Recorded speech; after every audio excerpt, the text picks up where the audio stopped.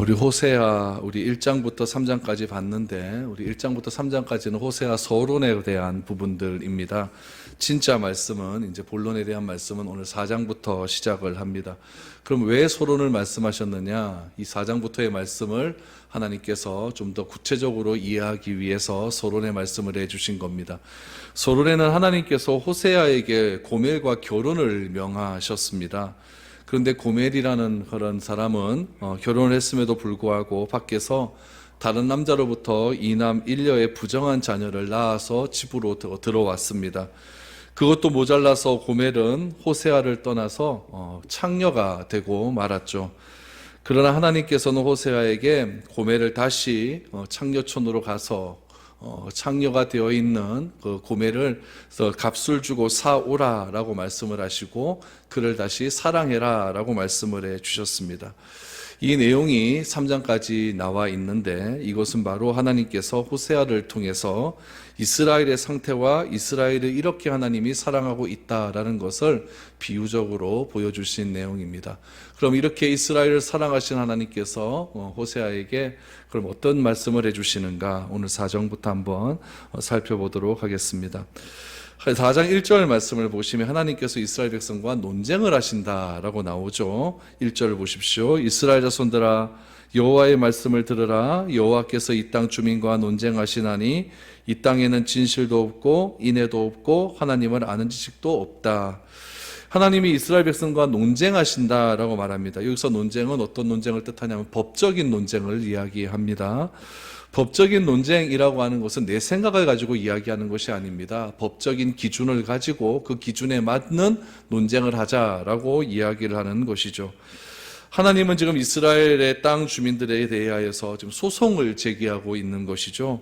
이 소송의 내용은 무엇이냐면은 이스라엘 백성들은 이 땅을에서 살아가고 있지만 이 땅에서 자식들과 같이 살아가고 있지만 자기들의 의무를 전혀 행하고 있지 않기 때문에 지금 논쟁 한번 해보자라는 이야기입니다. 그래서 하나님께서 이스라엘 백성들을 법정에 고소를 하고 계시는 거죠. 그러면은 하나님이 검사가 되는 겁니다. 검사가 되는 거고 이스라엘 백성들은 지금 피고가 돼가지고 지금 자기 변호를 하게 되겠죠.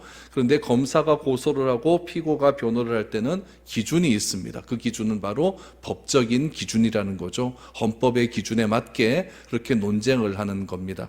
그러면은 하나님께서 지금 이들에 대한 고소를 했고 그 고소가 맞다고 한다면은 하나님께서 이스라엘 백성들을 어떻게 하시겠다라고 말하냐면은 그 땅에서 영구히 추방하겠다라고 말씀을 하고 있는 겁니다.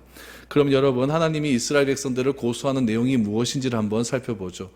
우리가 이 땅에서 누군가를 고소하고 또 고소를 당할 때는 주로 주고받고 하는 문제가 잘 되어지지 않을 때 고소를 하지 않습니까? 어떤 사람에게 줄 돈이 있는데 그 돈을 제대로 주지 않고 사기치고 이렇게 되면은 어떤 자기와 주고받는 것에 대한 관계가 좋지 않게 되면은 법정에 고소를 해서 자신의 억울함을 풀어달라라고 그렇게 이야기를 합니다. 그런데 하나님께서 이스라엘 백성들을 고소하고 진단하시는 내용은 무엇이냐면은 무엇인가 주고받는다는 것에 대한 기준이 아닙니다. 오늘 본문에 보면은 그 기준이 두 가지로 나오는데 하나는 무엇이냐면은 진실이고 또 하나는 인애입니다. 또 1절 하반절에 보면 지식도 나오는데 지식은 다음 주에 우리 한번 살펴보도록 하고 오늘은 진실과 인애 이것이 없기 때문에 내가 너희를 고소하겠다라고 말을 하고 있는 겁니다. 하나님께서 이스라엘 백성들을 사랑하셨습니다. 이것은 여러분 진실된 사랑입니다. 하나님께서 이스라엘 백성들을 어느 정도로 사랑하셨느냐? 이스라엘 백성들을 노예 상태에 있는 이스라엘 백성들을 출애굽시키셔서 약속의 땅 가나안 땅으로 지금 들려보내주시기까지 사랑해 주셨습니다.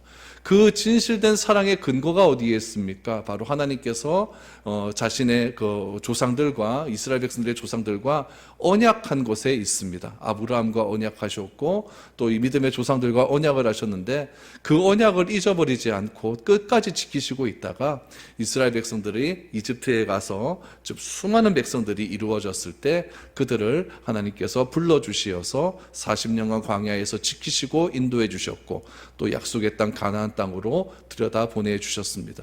이것이 하나님께서 이스라엘 백성들에 진실된 사랑이라는 이야기입니다. 그렇다면 인애라는 것은 무엇입니까? 인애는 그 사랑에 대한 책임을 뜻한다는 이야기죠. 이스라엘 백성들은 어떻게 보면은 하나님의 말씀을 담는 그릇과도 같습니다. 그릇은 여러분 우리가 사용해 봐서도 알겠지만 깨져서도 안 되고 금이 가도 안 됩니다. 또 그릇은 조각이 조금 삐져나가도 안 되는 거죠. 깨지거나 금이 가게 되면은 그 안에 국물을 담으면 다 새는 것 아니겠습니까? 또 조그만 조각이 조금 나가게 되면은 그것을 먹다가 또 마시다가 입술을 또 상할 수도 있다는 이야기죠. 그래서 이스라엘 백성들은 어떻게 보면 그릇과도 같은 존재입니다. 무엇을 담아야 될까요? 하나님의 말씀을 잘 담는 그릇과 같은 존재여야 됩니다. 그 하나님의 말씀을 잘 담기 위해서는 하나님께서 이스라엘 백성들에게 담는 방법을 알려주셨습니다. 어떻게 해야 깨지지 않고 어떻게 해야 금이 가지 않는가? 그것은 먼저 하나님께서 이스라엘 백성들에게 주신 사랑을 잘 기억하라는 이야기입니다. 하나님께서 이스라엘 백성들을 이만큼 사랑해 주셨다라는 이야기죠. 그 사랑을 기억하게 되면은 이스라엘 백성들 서로 12지파 간에 서로 비방하거나 다투지 말고 서로 사랑하는 삶을 살아라라는 이야기죠. 그래서 하나님 사랑과 이웃 사랑에 대한 것들이 실천되어지면 하나님의 말씀을 담는 그릇이 온전해질 수 있다라고 말을 합니다. 그 하나님 사랑과 이웃 사랑에 대한 실천적인 기준을 무엇으로 주셨냐면은 십계명이라는 것으로 주셨습니다. 그래서 1계명부터 4계명까지는 하나님에 대한 사랑, 5계명부터 10계명까지는 우리 이웃에 대한 사랑, 그 사랑을 기초로 해서 얼마만큼 우리가 서로 사랑하며 살아가야 되는가, 그 사랑을 기초로 해서 하나님께서 너희들을 사랑한 것, 또 우리 안에서의 사랑을 우리가 실천하며 살아갈 수 있다. 그것이 바로 하나님의 말씀을 담는 그릇된 이스라엘 백성들이 해야 된 일이다라는 이야기입니다. 그래서 1절 말씀에 진실도 없다 그랬으니까 진실이라는 것은 하나님께서 이스라엘을 진짜 사랑해 주시는 겁니다. 진실이라 그랬으니까 속이지 않는 것 아니겠습니까? 상대방이 나를 완전히 알 수 있도록 다 하나님께서 보여주셨다는 이야기죠. 하나님께서 자기 자신이 이스라엘 백성들을 사랑하신다는 것을 어떻게 다 보여주셨습니까? 광야 생활에서 다 보여주지 않았습니까? 먹을 것 주시고 입혀주시고 또 채워주시고 인도해주시고 그런 것들을 통해서 이스라엘 백성들의 사랑을 다 보여주셨고, 가나안 땅에 가서는 가나안의 적군들에게 말씀에 순종하기만 하면은 그 땅을 너희가 점령할 수 있을 것이다 라고 하면서 말씀에 기초한 승리까지 하나님께서 다 그렇게 보여주셨다는 이야기입니다. 그래서 이 진실이라고 하는 것은 상대방이 나에 대해서 알아도 상대방이 손해가 되지 않는 겁니다. 그러니까 얼마만큼 진정으로 진실해야만 상대방의 손해가 안 되겠습니까? 내가 무엇인가를 다 이렇게 오픈했는데 그 상대방이 내가 오픈한 것을 듣고 나 저럴 줄 몰랐다 이러면서 내가 저 사람하고 만나서는 안 되겠는데 이래버리면 이거 뭔가 진실된 것이 아니지 않습니까? 그런데 하나님께서는 자기를 다 오픈했음에도 불구하고 하나님께서 오픈은 하면 할수록 이스라엘 백성들 상대방은 더 진실의 사랑을 느낄 수 있는 거죠. 그것이 바로 진실입니다. 그래서 하나님께서는 이스라엘 백성들에게 진실을 다 보여주셨다는 이야기죠. 인애는 무엇입니까? 그 진실된 사랑을 받은 이스라엘 백성들의 책임을 뜻한다는 이야기입니다. 어떤 진실을 안 이상 나에게는 책임이 있다라는 이야기죠. 우리가 결혼을 하지 않습니까? 결혼을 하면은 남편은 아내에 대한 책임이 있고 아내는 남편에 대한 책임이 있습니다. 이것이 바로 인애라는 이야기죠.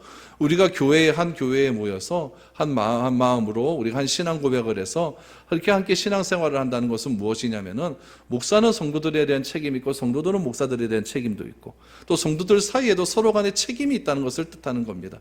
그런 책임이 온전하게 이루어질 때 그것을 가리켜서 인애라고 이야기를 한다는 이야기죠. 이스라엘 백성들이 하나님의 진실된 사랑을 알게 되었습니다. 하나님이 우리를 사랑하신다는 것을 알게 되었죠. 그것을 알게 되면 이스라엘 백성들은 하나님에 대해서 마땅히 해야 할 것이 있다라는 이야기입니다. 그것이 무엇이죠? 예배드리는 삶입니다. 예배드리고 하나님의 말씀에 순종하는 삶이라는 이야기죠. 이것을 잘하면 된다는 이야기예요. 여러분들 생각을 한번 해보세요. 만약에 가스관이 이렇게 있는데 그 가스관에서 뭔가 이상이 생겨서 가스에 그 관에 구멍이 하나 뚫려져 있는 것을 내가 알게 되었어요. 그럼 어떻게 해야 될까요? 빨리 무슨 조치를 취해야 되겠죠. 그래야만 다른 사람이 다치지 않고 나에게도 피해가 가지 않는 겁니다. 그렇게 무엇인가를 알게 되었을 때 내가 그것을 책임을 지는 것이 인애라는 이야기죠. 만약 그렇게 하지 않아서 많은 사람이 죽게 되면 어떻게 되겠습니까? 그 책임이 다 나에게 돌아간다라는 이야기입니다. 하나님께서는 지금 이스라엘 백성들에게 무엇을 요구하고 있냐면은 두 가지를 요구합니다. 진실됨과 인애, 이 두 가지를 요구하고 있죠. 다른 말로 하면 사랑과 책임입니다. 이 두 가지를 이스라엘 백성들에게 요구하고 있죠. 하나님은 진실로 이스라엘 백성들을 사랑하셨습니다. 그 사랑의 내용을 어디다 다 기록해 놓았습니까? 성경이라는 곳에 다 기록을 해 놓았습니다. 구약시대 때는 선지자를 통하여서 내가 너희를 이렇게 사랑한다라는 것을 선지자를 통해서 다 말씀할 수 있도록 해주셨고, 하나님께서는 제사장을 통하여서 하나님께 나와 제사를 드리기만 하면은 하나님께서 그 모든 죄를 다 용서해 주시겠다라고 하는 진실된 사랑을 또한 제사장을 통해서 다 보여주셨다는 이야기입니다. 그럼 여러분, 내가 제사를 드려서 하나님께 제사를 드려서 내 죄가 용서함을 받았다고 한다면 내 마음이 얼마나 감격스럽겠습니까? 선지자로부터 하나님의 말씀을 들었는데 그 말씀이 하나님께서 나를 너무나 사랑한다는 그 말을 들었을 때 내가 얼마나 기쁘고 감동이 넘치게 했습니까? 그렇다면은 그 감사함과 감정과 감동에 대한 것들을 내가 그냥 갖고 있는 것이 아니라 그것에 대한 내가 책임 있는 삶을 살아가는 것, 그것이 뭐라고요? 인애라는 이야기죠. 그래서 이 진실과 인애라고 하는 것은 하나님께서 이 교회를 선택하시고 교회를 판단하시고 교회를 하나님께서 평가하시는데 가장 중요한 기준이 된다라는 이야기죠. 하나님께서 지금 왜 이스라엘 백성들을 고소하려고 하십니까? 이스라엘 백성이라고 하는, 이스라엘이라고 하는 교회가 진실과 인애가 없기 때문에 지금 고소하려고 하는 거예요. 똑같이 하나님께서 왜 우리 이 교회를 평가하실 때 어떤 기준을 가지고 평가하시겠습니까? 바로 진실과 인애라고 하는 기준을 가지고 평가를 한다는 이야기죠. 그래서 교회를 여러분 말할 때 교회 몇 명 모이노? 이게 중요한 건 아니잖아요. 교회는 전세냐, 원세냐, 자가냐, 너가 예배당 있냐, 이게 여러분 별로 중요한 건 아니거든요. 이런 것들을 가지고 교회의 좋고 그름이 판단되어서는 안 된다는 이야기예요. 우리가 교회에 대해서 이야기할 때 지난주 설교 말씀은 무엇이었느냐, 그 설교 말씀을 듣고 나는 어떤 것들을 깨닫게 되었느냐, 하나님의 말씀이 내 삶 가운데 어떤 변화를 가져다 주게 되었느냐, 그래서 나는 어떤 삶을 살기로 결단하였느냐, 이런 것들이 서로 나누어지며 이런 것들이 교회 안에서 어떻게 이루어져 가는가, 이런 것들을 묻는 것이 교회의 평가의 기준이지, 단지 너희들 몇 명 모이냐, 통장에 얼마가 있느냐, 그래서 땅을 몇 평 샀느냐, 땅 가진 그런 재산이 얼마나 되느냐, 이것을 가지고 판단하는 것은 여러분 아니라는 이야기죠. 이것을 가지고 자꾸 교회를 판단하려고 하다 보면은 하나님께서 지금 호세아 시대 때 말씀하신 그것과 똑같은 책망을 받는다는 이야기죠. 논쟁 한번 해보자. 내가 진실로 너희를 사랑했는데 그럼 너희는 나에 대한 책임을 어떻게 지고 있느냐? 아무것도 없지 않느냐? 하나님께서 이렇게 우리를 판단하고 있다는 이야기입니다. 그래서 교회가 그저 사람들이 모였다가 흩어지는 것으로 끝이 난다고 한다면 그것은 바른 교회가 아닙니다. 진실과 인애가 있는 교회가 아니라는 얘기죠. 서로 알려고 하지도 않고 서로 관심도 없고 그 알에 대한 책임도 없다. 이것이 무슨 교회이겠습니까?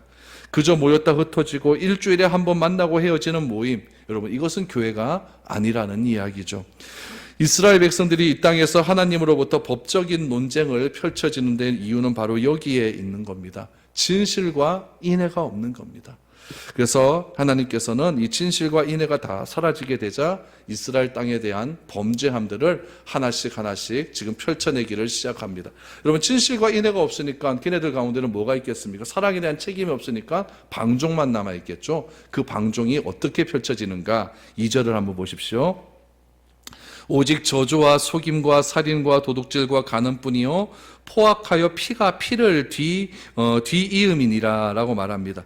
저주와 속임, 살인과 도둑질, 간음 다 무엇과 관련되어 있습니까? 혼자서는 할 수 있다 없다? 없다는 이야기예요. 다 상대방과 관련이 있다는 이야기예요. 저주도 여러분 상대방에게 저주를 하지, 나에 대해서 저주할 사람이 어디 있습니까? 그렇죠? 속이는 것도 상대방에 대해서 속이는 거고, 살인도 상대방을 살인하는 거지, 그런 건 없다는 이야기예요.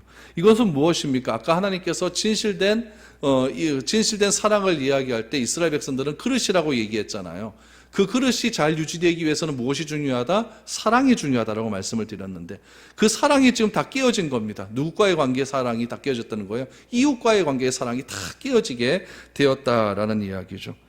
예수님은 이웃을 사랑하되 어떻게 사랑하라고 말씀하셨냐면, 나를 사랑하는 것 같이, 나 자신을 사랑하는 것 같이 내 이웃을 사랑하라라고 말씀을 해 주셨습니다. 나에게 여러분 2절과 같은 이런 일을 하는 사람은 없습니다. 사람들이 얼마나 사나운지 2절의 하반절에 보니까 피가 피를 뒤이음이라 그래요. 피가 피를 계속해서 이어져 간다. 피가 이어져 간다. 무슨 얘기예요? 보복한다는 이야기죠. 살인을 했으면 그 살인 당한 사람의 일가 친척이 살인한 사람을 또 보복한다는 이야기입니다. 계속적으로 반복적으로 이런 일들이 일어나게 된다는 이야기예요. 2절에 이런 일이 일어나는 이유가 어디에 있으면 뭐가 없기 때문에? 진실과 인애가 없을 때 이런 일이 일어나게 된다라는 이야기예요. 이것을 성경에서는 무엇이라고 이야기하냐면은 자기 중심적 삶이라고 이야기합니다. 자기 중심적인 삶. 성경은 철저하게 나를 사랑하는 것 같이 상대방을 사랑하라라고 말을 합니다. 그러나 죄된 인간은 어떻게 되어버리냐면은 죄가 우리 가운데 들어오고 난 이후에 우리의 삶은 철저하게 다 자기중심적인 삶으로 바뀌어져 갔다라는 이야기예요.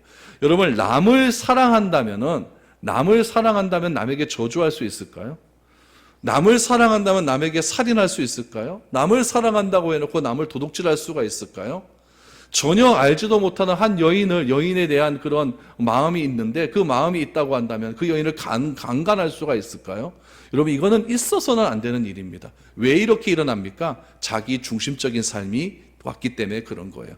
왜 강간합니까? 나 자신의 만족을 채우기 위해서 상대방의 마음은 전혀 배려하지 않는 것이 강간입니다.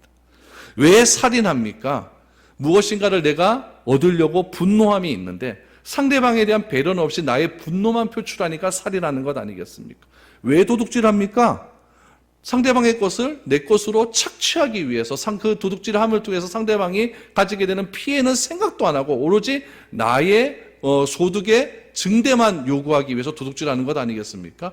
이런 모든 것들이 다 무슨 삶이라고요? 나 중심적인 삶, 자기 중심적인 삶. 이것이 창세기 3장 이후에 우리의 삶이었다는 이야기죠.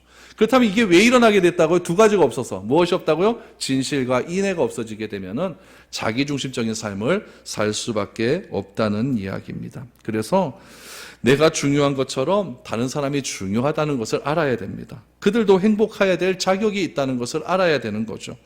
여러분, 모두 다 행복해지고 싶은 것 다 우리가 누리고 싶은 그런 마음 아닙니까? 나도 행복해지고 싶으면 내 옆에 사는 사람도, 내 옆에 있는 사람도 행복해지기를 원하려고 그렇게 애쓰면서 노력하면서 기도하며 그렇게 발버둥치며 살아가고 있는 겁니다. 모두가 다 행복해지고 싶어하고 다 자기 것을 누리기를 원하죠. 그래서 그 사람을 볼 때에 그 사람 한 사람만 보면 안 되는 거예요. 그 사람의 환경도 보아야 되고 그 사람이 왜 그렇게 할 수밖에 없었는가, 그 과정도 보아야 되고 그 자녀들도 보아야 되고 그 사람이 그렇게 할 수밖에 없는 이유를 알아갈 때에 그 사람이 그렇게 하는 행동의 원인을 알 수가 있는 것 아니겠습니까? 내 욕심 때문에 그 타인의 행복을 깨트려서는 안 된다는 이야기예요. 오늘 이전에 나타난 저주, 속임, 살인, 도둑질, 간음, 이런 것들을 당하는 그 타인을 한번 생각해 보십시오. 이런 걸 당했을 때 그 타인의 삶이 어떻게 되겠습니까? 완전히 망가지는 것 아니겠습니까? 그러므로 우리가 하나님에 대한 진실된 사랑과 또 이웃에 대한 사랑과 그 사랑에 대한 책임이 사라질 때에 전적으로 나 중심적인 삶이 내 삶을 지배해 버려서 결국 이러한 2절과 같은 상대방의 반응의 행복은 전혀 생각하지 않고 오로지 나 중심적인 삶으로만 변해져 간다라는 것을 알게 됩니다. 그러면 여러분, 2절에서 나왔던 이런 여러 가지 일들, 이런 일들의 원인이 진실과 인애가 사라졌기 때문이라고 하는데 결국 이런 것들이 사라지는 이유도 결국 무엇이냐? 성경은 그걸 가지고 욕심이라고 이야기를 합니다. 그래서 다른 사람도 나처럼 행복할 권리가 있다는 것을 모르게 되는 거죠. 저주하고 속이고 살인하고 도둑하고 간음을 상대방에게 행할 때에 그 일을 당한 사람이 도대체 어떻게 삶을 살아갈 수가 있겠습니까? 내가 욕심을 내어서 저주하고 욕심 때문에 도둑질하고 속이고 간음하고 살인하게 되면 그것을 당한 사람은 그것을 나에게 행한 자를 또 똑같은 방법으로 행한다는 이야기죠. 그것을 2절에 보니까 피가 피에 이어진다라고 이렇게 말을 하고 있습니다. 이처럼 자기중심적인 삶을 살아가는 백성들을 향하여서 하나님은 경고하기 시작을 합니다. 어떻게 경고할까요? 3절을 보십시오. 그러므로라고 하죠. 그러므로 이 땅이 슬퍼하며 거기 사는 자와 들짐승과 공중에 나는 새가 다 쇠잔할 것이요 바다의 고기도 없어지리라. 이스라엘 백성들의 땅이 점점 더 황폐해져 간다라는 것을 의미합니다. 그들은 황폐한 땅을 바라보면서 많은 노력을 할 것입니다. 여러분 생각해 보세요. 내가 먹고 살 거리가 없고 이들은 하나님으로부터 약속을 받았거든요. 하나님의 말씀 듣고 잘 지키면 내가 그 땅에서 영원히 장구하도록 살리라. 그 삶 내가 책임져 줄게. 이렇게 해놨어요. 그런데 그게 지금 안 되고 있는 거예요. 완전히 망해져 버린 거예요. 그럼 얘네들이 노력하겠습니까? 안 하겠습니까? 노력한다는 얘기죠. 힘든데 어떻게 합니까? 내가 노력을 해야 되죠. 그런데 사람이 노력을 해도 안 되는 게 있다는 이야기예요. 이스라엘 백성들의 삶은 내가 노력해도 안 되는 삶입니다. 무엇이 있어야 될까요? 은혜가 있어야 됩니다. 이스라엘 백성들의 삶은 하나님의 말씀이 떨어지고 그 말씀을 내가 실천하며 감사하며 사는 삶을 살아갈 때에 하나님께서 하늘문을 여셔서 때에 맞는 비를 주시고 땅에서 곡식이 나올 수 있도록 그런 은혜를 베풀어 주십니다. 그렇기 때문에 하늘에서 비가 내리는 것은 내가 아무리 노력해도 그거는 안 되는 일이에요. 하늘에서 비를 내리게 하려면 뭘 해야 됩니까? 내가 말씀에 순종해서 하나님의 은혜를 내가 갈망하는 삶을 살아야 된다는 이야기. 지금 3절을 보십시오. 이 땅이 슬퍼한대요. 땅이 완전 엉망진창이 됐어요. 거기 사는 자 누굽니까? 우리들 아닙니까? 백성들이에요. 들짐승도 힘들어지지 않습니까? 공중에 나는 새까지도 다 쇠잔해진대요. 더 나아가서는 바다에 고기도 없어진대요. 얼마나 이거 완전히 망한 삶입니다. 완전히 망한 삶이에요. 이렇게 된다는 이야기예요. 그러므로 이스라엘 백성들이 살 수 있는 길은 은혜 때문이에요. 그 은혜를 기억하고 그 은혜 가운데 삶을 살아갈 때에 이스라엘은 온전한 은혜로운 삶을 회복할 수 있게 되는 거거든요. 그 은혜의 기준이 뭐라고요? 1절에 나오는 진실과 인애입니다. 진실과 인애. 우리도 똑같죠. 아무리 해도 안 되는 사람은 다시 생각해 봐야 됩니다. 아, 이건 내 힘으로는 안 되는 거구나. 그럼 다시 거꾸로 돌아가는 거예요. 뭘 회복해야 돼요? 진실과 인애의 삶을 회복해야 돼요. 하나님에 대한 사랑을 내가 얼마만큼 진실로 내가 받고 있는가? 그 사랑에 대한 이웃사랑을 내가 얼마만큼 내가 실천하는 삶을 살아가고 있는가? 그래서 그거에 대한 책임을 내가 어떻게 감당하고 있는가? 이것이 제대로 회복되어지면은 내 힘으로 안 되는 것들이 되어진다는 것이 성경의 방법입니다. 그렇다면은 이스라엘의 문제는 과연 무엇일까요? 4절을 한번 보십시오. 그러나 어떤 사람이든지 다투지도 말며 책망하지도 말라. 내 백성들이 제사장과 다투는 자처럼 되었느니라. 여러분, 어떤 사람이든지 다투지도 말고 책망하지도 말라. 다퉜다는 얘기죠. 책망했다는 얘기. 왜 다투고 책망할까요? 여러분, 안 되면 그래요. 안 되면. 내가 아무리 하려고 했는데도 안 되면 싸우게 되어 있습니다. 내가 아무리 무엇인가 살려고 발버둥 치는데 안 되면은 책망이란 건 다 너 때문이다 이 얘기예요. 너 때문에 너 잘못 만나서 내가 이렇게 됐다. 이런 말들이 나오게 되었다는 이야기예요. 그런 짓 하지 말라는 이야기예요. 지금 이스라엘 백성들의 문제는 무엇이냐면은 제사장과 다투는 자처럼 되었다는 이야기예요. 제사장은 뭐 하는 사람입니까? 예배 집례하는 사람이죠. 예배를 집례하면서 뭐 할까요? 하나님의 말씀을 선포합니다. 말씀을 선포하면서 이제 하나님과 온전한 관계가 회복되었음을 그렇게 이야기합니다. 또 잘못된 예배를 드리는 사람들이 있으면 그에 가서 참된 예배를 드릴 수 있도록 권면해 줍니다. 그럼 다툰다라는 얘기는 무슨 말일까요? 듣는다는 얘기입니까? 안 듣는다는 얘기입니까? 안 듣는다는 얘기예요. 하나님께서 책임을 요구하신다고 말씀하고 있잖아요. 그 책임은 무엇으로 나타나느냐? 하나님에 대한 참된 예배와 우리의 삶으로 나타납니다. 우리가 진정한 예배를 드리기 위해서는 그 예배를 집도하고 인도하는 사람들의 그 말이 맞는지 안 맞는지 먼저 판단을 하셔야 됩니다. 그 판단을 하고 그 판단이 맞으면은 순종하면 되는 겁니다. 제 말이라고 다 믿지 마십시오, 여러분. 제가 하나님의 말씀 이렇게 설교할 때에 진실되게 설교하려고 제가 무진장 노력을 많이 하죠. 바르게 노력하죠. 그런데 그거를 다 받지는 마시고 맞나 안 맞나 점검을 좀 한번 해보셔야 됩니다. 그래야 되죠. 제가 하는 말이 다 100% 맞을 수는 없지 않겠습니까? 제가 뭐 성경에 대해서 다 아는 것도 아니고. 하지만은 최선을 다해서 그것이 맞는 말씀을 선포할 수 있도록 그렇게 하고 있다는 이야기예요. 그러면은 그 말이 맞다라고 한다면 저하고 다투려고 하지 말라는 얘기예요. 싸우지 말고 하나님의 말씀에 순종하는 삶을 살아라라는, 저보고 그러지 마시고 하나님께서 우리에게 진실을 요구하시니까, 인애를 요구하시니까 하나님의 말씀과 싸우려고 하지 말라는 이야기죠. 지금 여기서는 제사장과 다투는 자가 되었다라고 하느니 저 진짜 제사장과 다투겠습니까? 이거는 결국 누구와 다투는 삶이냐면 하나님과 다투는 삶이거든요. 하나님 말씀에 자꾸 불순종하려고 하는 그런 삶이 되거든요. 여러분, 하나님의 백성이라고 한다면, 내가 교회 다니는 그리스도인이라고 한다면 요것 하나는 해야 됩니다. 하나님의 말씀, 다른 건 몰라도 하나님 말씀은 내가 들어야 됩니다. 그리고 그 말씀대로 살려고 애는 써야 됩니다. 아무리 잘못된 방향으로 가고 있다 할지라도 내가 하나님 말씀 앞에서는 머리를 좀 숙일 수 있는 그런 겸손함은 나에겐 있어야 되는, 그게 여러분 최소한의 인애입니다. 최소한의 인애. 아무도 여러분 자기 고집 누가 꺾을 수가 있겠습니까? 여러분 고집 제가 꺾을 수 있겠습니까? 제 고집은 여러분이 꺾을 수 있겠습니까? 못 꺾습니다. 그러나 그것이 하나님의 말씀 앞이라고 한다면 내 고집도 꺾을 수는 있어야 된다는 이야기예요. 하나님의 말씀으로 아무리 권명해도 소용없는 사람들에게는 여러분 가능성이 없습니다. 왜냐하면 제사장과 다투기 위해서는 마음을 여러분 보통 단단히 먹어서는 안 되거든요. 한번 그렇게 악해진 마음은요, 회복되기가 정말 어렵습니다. 그래서 교인들에게 있어서 교회에서 조심해야 될 것은 무엇이냐면은, 일단 교회에 우리가 한 공동체를 이루었으면은 이 교회 속에서 부정된 생각은 하지 말아야 됩니다. 한번 그런 마음을 갖게 되면 그게 꼬리에 꼬리를 물어서 잘하려고 해도 뭐저 되겠나? 자꾸 이런 쪽으로 생각이 가게 되는 거예요. 그렇게 되면 결국 제사장과 다투는 것처럼 교회와 다투는 삶이 되어져 버리고 만다는 이야기죠. 교회는 여러분 순수해야 되는 것이 맞아요. 교회는 거룩해야 되는 것도 맞습니다. 진실해야 되고 사랑해야 되죠. 그러나 교회 안에 너무나 다양한 사람들이 모여있지 않습니까? 너무나 나와는 다른 사람들이 모여있지 않습니까?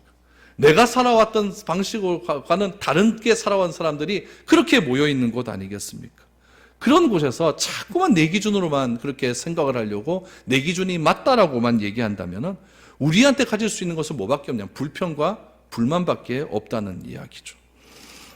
그래서 여러분, 하나님이 부족한 우리 교회를 사랑하신 것 같이, 하나님이 저를 사랑하신 것 같이, 하나님이 여러분들을 사랑하신 것 같이 조금 더 마음에 안 들더라도 좀 기다려 주시고 좀 배려해 주시고 조금 더 참아 주시면은 교회가 좀 아름다워지고 교회가 좀 성실하게 그렇게 아름다워질 수 있는 그런 교회가 될 수 있는 것 아니겠습니까? 그 사랑의 기준이 뭐라고요? 진실과 인애다. 진실과 인애다. 이걸 꼭 기억하시기를 바랍니다. 그래서 여러분, 부정적인 마음을 가지기보다는 서로 품어주는 마음, 그것이 참 귀하다라는 것을 알게 됩니다. 5절을 보십시오. 너는 낮에 넘어지겠고 너와 함께 있는 선지자는 밤에 넘어지리라. 내가 내 어머니를 멸하리라. 제사장의 기능은 주로 백성들의 죄를 담당해서 하나님께 제사 드리는 것 아니겠습니까? 백성들에게 율법을 가르치는 것과 그들이 범죄했을 때 하나님께 돌아오게 하는 것이 바로 제사장의 사명입니다. 그리고 선지자는 율법의 설교자들이었죠. 하나님의 말씀을 풀어서 잘 얘기해주는 그런 사람들이었습니다. 그들은 율법을 해석해서 그들의 이스라엘 백성들에게 생활을 함에 있어서 구체적으로 적용해서 죄를 예방하는 사람들이 선지자들이었죠. 그런데 선지자들이 백성의 죄를 예방하지 못했다라고 말을 합니다. 그들은 백성의 마음을 거스르고 싶지 않았던 거예요. 여러분, 죄에 대한 설교를 좋아하는 사람 누가 있겠습니까? 너 이거 잘못됐어, 이렇게 돌아와. 이거 좋아하는 사람 누가 있겠습니까? 그러니까 자꾸 선지자들이 어떤 설교를 하게 되냐면은 백성들의 마음에 맞는 설교만 하게 되는 겁니다. 그럼 어떻게 되겠습니까? 그 설교 되게 은혜스러운 거죠. 안 그러겠습니까? 그런 일들이 지금 일어나게 되는 거예요. 너는 낮에 넘어지겠고 너와 함께 있는 선지자는 밤에 넘어지리라. 그런 얘기죠. 그래서 내가 내 어머니를 멸해. 어머니는 누구냐면 이스라엘입니다. 결국 하나님의 말씀에 순종하지 않고 하나님의 말씀을 선포했음에도 불구하고 그 말씀이 바로 선포되지 못할 때에 내가 내 어머니를 멸하리라. 이스라엘이라고 하는 그 어머니 된 그런 모든 그 민족의 열방의 어머니는 결국 망할 수밖에 없는 그런 처지가 되어지고 만다라는 이야기죠. 여러분, 우리에게 중요한 것은 내가 아닙니다. 내가 아니라 내 경험도 아니라 내 삶의 방법도 아니라 하나님이 나를 사랑하셨다, 사랑하시고 있다라고 하는 진실, 그겁니다. 그리고 그 진실을 내가 믿는다고 한다면 하나님에 대한 사랑에 대한 책임을 내가 가지고 살아가는 것, 그것이 바로 자기중심적 삶이 아니라 하나님 중심의 삶을 살아가고 말씀의 기준에 의해서 내 고집을 꺾는 삶, 그것이 인애라는 이야기입니다. 왜 이스라엘이 망할 수밖에 없습니까? 왜 하나님이 그렇게 사랑하셨던 이스라엘을 고소하시려고 법정에서 논쟁하자고 하십니까? 뭐가 없기 때문에? 진실과 인애가 없기 때문에 그렇다라는 이야기죠. 진실과 인애가 우리의 삶의 분명한 기준이 될 수 있기를 원합니다. 그래서 우리의 삶이 하나님이 기뻐하시고 하나님이 원하시는 온전한 삶이 되기 위해서는 하나님의 진실된 사랑을 내가 받아들이고 그 사랑에 대한 책임을 내가 온전히 순종하는 삶을 살아갈 때에 우리의 삶은 성경적이고 아름다운 삶으로 그리스도인을 드러낼 수 있는 귀한 삶이 될 수 있을 줄 믿습니다. 그런 은혜가 이 교회 가운데 넘쳐나고 여러분 삶 속에 넘쳐날 수 있기를 축복드립니다.